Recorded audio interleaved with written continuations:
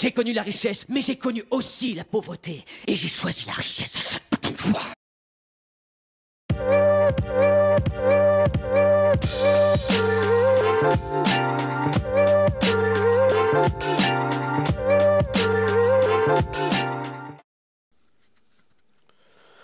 Et bonjour à tous et bienvenue sur la chaîne de l'Examen Crypto. Nous sommes le jeudi 3 juillet 2025. Il est actuellement 7h50. On va faire le point sur la situation du Bitcoin, bien évidemment. On va aussi regarder les news, on va regarder les actualités, on va regarder les indicateurs et on va faire cette analyse technique. Allez, on démarre avec cette cryptomap 100% dans le vert. Bien sûr, on a un Bitcoin qui pousse et vous le savez, tant que le Bitcoin pousse, la cryptomap, elle aussi, va pousser. Donc là, on a un Bitcoin qui est aux alentours des 109 300, quelque chose comme ça, voilà, 109 364.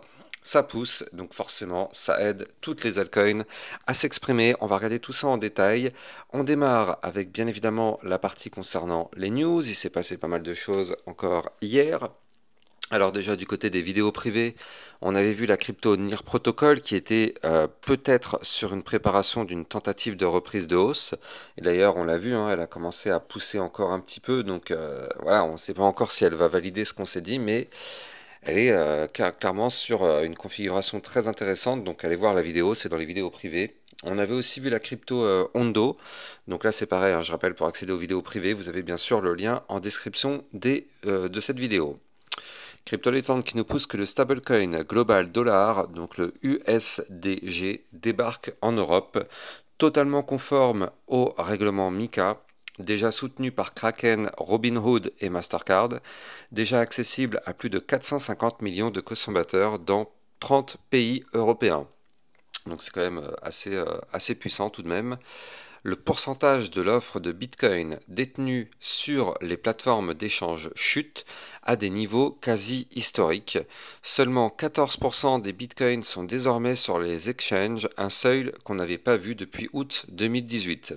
Donc là, je ne sais pas si vous vous rendez compte, mais ça veut dire quoi concrètement? Ça veut dire qu'ils sont où tous ces bitcoins? Eh bien, s'ils ne sont pas sur les exchanges, ça veut dire qu'ils sont sur des wallets. Et en général, quand ils sont sur des wallets, c'est pour être holdés. Quand on les envoie sur des exchanges, c'est pour être transférés, convertis ou autre chose. Donc là, ça veut dire que clairement, ça hold. Et quand ça hold, c'est très bon. Hier midi, on avait vu la crypto-monnaie XRP pour ceux qui sont intéressés. Ah bah comme quoi, hein, vous le voyez, on a eu aussi des beaux pourcentages, hein. Hier, on a fait un plus 10, même plus 15% sur la crypto virtuelle. Bref, tout ça, c'est dans les vidéos privées. Le problème, c'est que à cause de cette Bitcoin dominance, qui reste toujours extrêmement haute, hein, notamment actuellement, on est aux alentours des 65%, bah malheureusement, ça gâche un petit peu la fête parce qu'on sait que normalement, quand le Bitcoin pousse, les altcoins poussent très très fort. Malheureusement, avec une Bitcoin dominance qui est très élevée, ça n'aide pas les altcoins à s'exprimer elles aussi. Donc forcément, on a un Bitcoin qui pousse, les altcoins qui poussent aussi un petit peu, mais c'est que des petits pourcentages, alors qu'on pourrait avoir vraiment des gros pourcentages de pump. Mais tant que cette Bitcoin dominance reste élevée, les altcoins ne vont pas forcément faire des gros mouvements. Alors, on continue. La gouverneure de l'Arizona, donc Kathy Hobbs, oppose son veto au projet de loi HB 2324 sur le fonds de réserve d'actifs numériques. Elle estime que ce texte risquait d'empêcher les forces de l'ordre local de collaborer efficacement avec l'État sur les procédures de confiscation d'actifs numériques en retirant les biens saisis de la compétence des juridictions locales. Bon, dommage. Le Stable dévoile la toute première stablechain, une blockchain Layer 1 exclusivement dédiée à l'USDT. Cette nouvelle infrastructure permet des paiements ultra rapides et peu coûteux avec du gas directement en USDT et une compatibilité totale avec l'Ethereum Virtual Machine. Donc c'est quand même assez cool, hein, franchement, ça évolue, c'est next step, hein, là pour les stablecoins. Clairement, avoir une stable chain, ça c'était, enfin, pour moi je connaissais pas, donc je crois que c'était du jamais vu. Dites-moi en commentaire si vous connaissez ça et s'il y avait déjà quelque chose comme ça qui existait, mais moi j'étais pas au courant. Blockchain oui, stable chain, j'étais pas au courant. Mais en tout cas c'est hyper intéressant de voir comment ça évolue. Moody's s'associe à la fintech Alpha Ledger pour expérimenter les notations de crédit on-chain sur Solana. Ils ont créé une obligation municipale tokenisée intégrant directement la note de crédit dans le smart contract. Donc ça aussi, c'est quand même assez intéressant. Il faut savoir que Moody's, hein, pour ceux qui ne connaissent pas, en fait, c'est le système américain qui s'occupe de noter les entreprises. Je crois que c'est par rapport aux états financiers des entreprises. Est-ce que c'est des entreprises avec une bonne note financière ou pas? C'est ça en fait que fait Moody's. La SEC envisagerait de simplifier le processus de cotation des ETF crypto. Selon plusieurs sources, le régulateur travaille sur un système plus automatisé qui permettrait aux émetteurs d'éviter la longue procédure classique, donc le fameux dossier 19B4. Et avec cette réforme, un ETF pourrait être listé en seulement 75 jours, donc c'est-à-dire en 2 mois et demi quand même. Donc ce serait quand même bien mieux. Affaire à surveiller, on verra bien ce que ça va donner. Allez, si on continue du côté des news, on a toujours Cryptolétante qui nous pousse que la banque italienne Banca Sella démarre des tests de garde de stablecoin en collaboration avec Fireblocks. La suite du projet et les éventuelles intégrations seront décidées après l'été. Donc là, encore une fois, ça reste aussi très très bon tout ça. Bref, que des bonnes nouvelles. On va regarder maintenant ce que nous fait le Bitcoin. Bien évidemment, je rappelle à tout le monde que tout ce que je vais dire n'est en aucun cas un conseil financier. C'est à vous de faire vos propres recherches. Et n'oubliez pas que le trading de crypto-monnaie comporte des risques de perte partielle ou majeure. On démarre directement avec ce Fear and Greed Index. Dans la cupidité, on est dans le vert. Attention, j'aime pas, je n'aime pas quand on est dans le vert. Maintenant, bon, on a quand même un Bitcoin qui est très très bullish, hein, mais quand même, on est quand même relativement haut. Alors du côté de ce Bitcoin justement, qu'est-ce qui se passe? Eh bien, il se passe qu'on pump, tout simplement, il se passe qu'on pump. Eh bien, il faut noter, hier, on a cassé une zone de résistance importante, souvenez-vous. Mon petit trading en éventail, regardez, on a ici l'éventail que je vous avais disposé, avec les lignes de tendance qui sont ici en éventail. Et donc, je vous avais dit, hein, mais ça c'est une méthode de trading qui fonctionne très très bien, c'est que quand on est sur du trading en éventail, qu'on a une ligne de tendance baissière et qu'on la casse, on va chercher la suivante. Quand on la casse, on va chercher la suivante et ainsi de suite. Et donc là, en fait, on a été chercher mes 3 lignes de tendance. On les a même breakées. Donc là, du coup, c'est plutôt une bonne nouvelle, tout ça. Il faut noter par contre que là, on a un point de blocage. On a un point de blocage qui est ici à 109 460 $. Et oui, on a un point de blocage ici, malheureusement, on ne peut pas aller plus haut, ce qui est tout à fait normal. Alors, regardez, je vais dessiner la résistance, hop, et bien comme vous pouvez le voir, ça matche parfaitement avec ce qui s'est passé ici, entre le 26 mai et le 27 mai. On avait été rejeté par ce même niveau clé, donc là, forcément, ça nous génère une résistance que pour le moment, on n'arrive pas à breaker. Hier, on a fait une toute petite mèche au-dessus. Vous le voyez, hier, on a été chercher les 109 839. Malheureusement, à aucun moment, on a fait une clôture au-dessus. Néanmoins, c'est pas grave, hein. On vient de faire ici, il faut le noter, un point haut plus haut que les précédents, les amis. Et ça reste forcément très très très intéressant. Regardez, grâce à la bougie d'hier, qui est quand même une belle bougie de ravalement haussier, regardez, la bougie d'hier, elle a ravalé les 2 précédentes bougies. Donc c'est une belle bougie de ravalement haussier. Et en plus de ça, on a breaké donc la ligne de tendance baissière et on cherche aujourd'hui à travailler cette nouvelle résistance.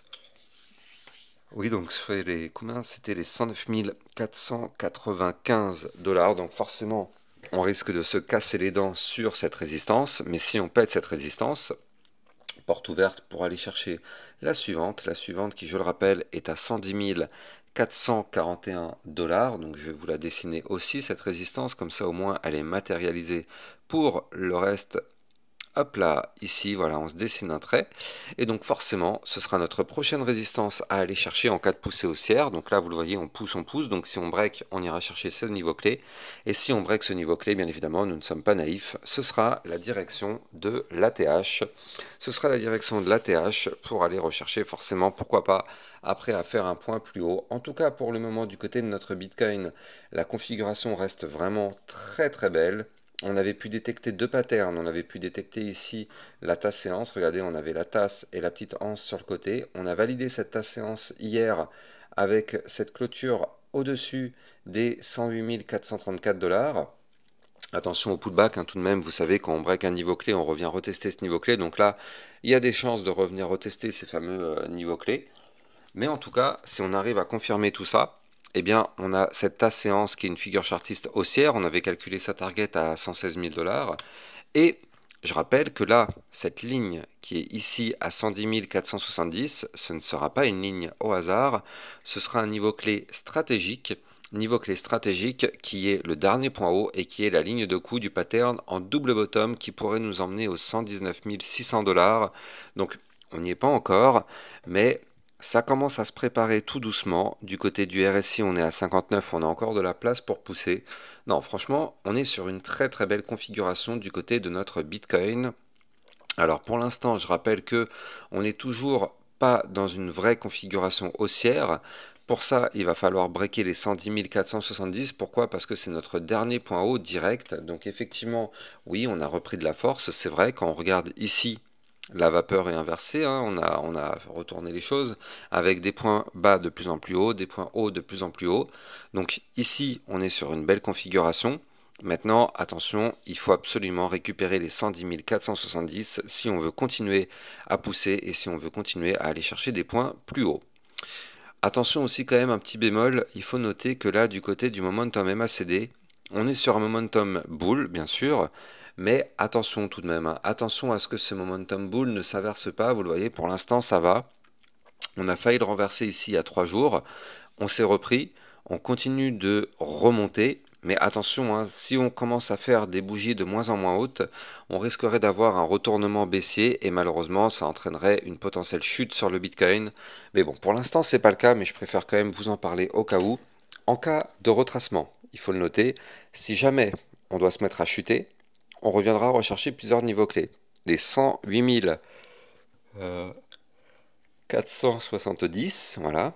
On ira chercher les 107 872, les 107 190 et pourquoi pas revenir rechercher le haut de l'ancien range ici à 105 050 $. Donc ça, ce sont les niveaux clés à revenir rechercher en cas de retracement. Par contre, en cas de poussée haussière, je vous les ai donnés tout à l'heure hein, déjà, mais je les redonne, 110 470, 111 900, et puis après, bah forcément, c'est notre fameuse ligne de tendance haussière historique 112 871 et après ce sera pour faire des points beaucoup plus hauts. Si on arrive à breaker tout ça, on n'y est pas encore, on verra ça par la suite. Je préfère ne pas vous vendre du rêve. En tout cas, c'est hyper intéressant ce qu'on est en train de faire sur notre Bitcoin. On va regarder maintenant ce qui se passe du côté des altcoins, notamment notre Ethereum, parce que forcément, vu que le Bitcoin est en train de pousser, tout le marché crypto lui aussi est en train de reprendre beaucoup de force. Alors, je rappelle avant que si vous voulez me suivre sur Twitter, il n'y a pas de souci, ça vous permet de recevoir toutes les news et toutes les actualités, tout ce qu'il faut savoir. Le lien est en description de vidéo, donc n'hésitez pas. Et si vous aussi vous souhaitez recevoir des vidéos privées avec des très belles opportunités, comme on a eu il y a quelques jours sur la crypto virtuelle, regardez, elle avait été donnée le 29 juin et quelques jours après, elle nous fait un plus 15%. Puis derrière, ça nous permet aussi d'avoir des belles opportunités, le Hondo, le NIR Protocol, bref, tout ça, ça se passe dans les vidéos privées. Le lien est en description de cette vidéo. Donc là, du côté de l'Ethereum, qu'est-ce qu'on voit? Eh bien, on voit qu'on a réintégré le range hier, donc ça c'est une excellente nouvelle, comme vous pouvez le voir ici. On a réintégré le range avec du volume, hein, quand même. On a eu un très gros volume hier, et l'avantage de cette réintégration, c'est que non seulement on réintègre le range en faisant du bas, ce qui est une excellente nouvelle, mais en plus on casse le dernier point haut. On a cassé hier sur l'Ethereum les 2500 $. Je rappelle que c'était une zone de résistance qu'il fallait absolument récupérer. Donc là, on l'a récupéré, cette résistance. Et donc, c'est exactement ce que je vous avais dit. Je vous avais dit que si on récupère cette résistance, on ira chercher la suivante à 2555 $. Et comme vous pouvez le voir, eh bien, on a été chercher aussi cette résistance. On l'a même récupérée. Et donc là, le but, c'est maintenant de s'établir au-dessus de ces 2555 $. Donc c'est le cas actuellement, vous le voyez. On s'établit au-dessus. On est en train de rebondir dessus pour faire le pullback. Tant qu'on est au-dessus des 2555, je rappelle que notre prochaine target serait d'aller chercher le haut du range à 2740 $. Donc effectivement, affaire à surveiller. Je rappelle que pour trader toutes les crypto-monnaies, vous pouvez utiliser mon lien de parrainage Bybit que vous avez en description de vidéo. C'est Bybit EU, la nouvelle plateforme qui vous permet de trader toutes les crypto-monnaies. En plus de ça, c'est une plateforme 100% régulée en France et en Europe, donc il n'y a pas de souci. Elle est MiCA et MiCAR, donc clairement c'est du très très lourd. Et en plus de ça, du coup ça vous permet d'avoir un bonus qui peut aller jusqu'à 30 000 $, mais ça c'est en fonction de votre dépôt. Forcément, vous vous doutez bien, plus le dépôt sera conséquent, plus eh bien, vous allez avoir un bonus conséquent. Très très très intéressant en tout cas, vous avez bien sûr le lien en description de vidéo. Donc là, du côté effectivement de notre crypto Ethereum, On voit que quand même on a été chercher le haut des bandes de Bollinger, on n'a pas réussi à franchir ce cap-là, mais tout de même ça reste vraiment très encourageant parce que hier on a quand même récupéré tout le ruban de moyenne mobile en one shot. De toute façon on le savait, hein, vu que le ruban de moyenne mobile était plutôt compressé, on sait que ça si on le transperce ça peut aller très vite, plus il est compressé plus on peut le transpercer facilement, c'est pas pareil que quand il est vraiment hyper large. Donc là, il était bien compressé. On a breaké tout ça en one shot. Boum, on va chercher des points plus hauts.